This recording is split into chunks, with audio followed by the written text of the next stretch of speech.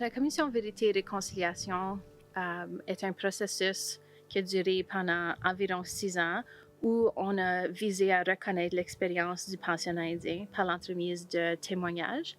C'était pas un processus où on trouvait des conclusions juridiques, où on arrivait à des conclusions juridiques, mais plutôt un processus qui avait un élément d'apprentissage, de guérison, et aussi où les commissaires allaient faire des recommandations.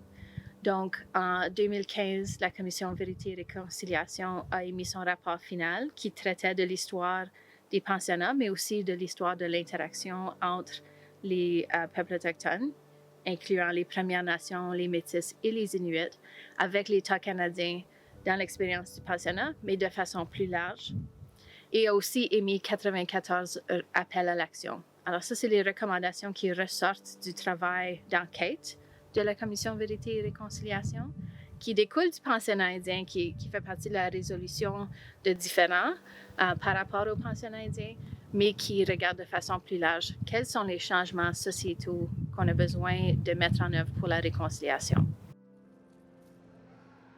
En termes de connaissances historiques ou connaissances modernes aussi des peuples autochtones pour enrayer une certaine ignorance qui malheureusement envenime les relations et fait continuer ce cercle vicieux-là qu'on devrait totalement briser. Ce qu'est la réconciliation, c'est d'établir et maintenir des relations respectueuses. Puis c'est un processus de longue haleine. Alors, c'est pas quelque chose qui serait immédiat, mais vraiment de travailler cette relation respectueuse entre l'État canadien et les gens au Canada et les peuples autochtones. Quand on va voir la définition de la réconciliation, c'est quand il y a eu un conflit puis que deux personnes veulent se pardonner ou s'entendre. Mais quand on regarde au niveau autochtone, je sais que par chez nous, il y a beaucoup de personnes qui ne sont pas d'accord, qui se disent de quoi je dois me réconcilier. Moi, j'ai rien fait de mal.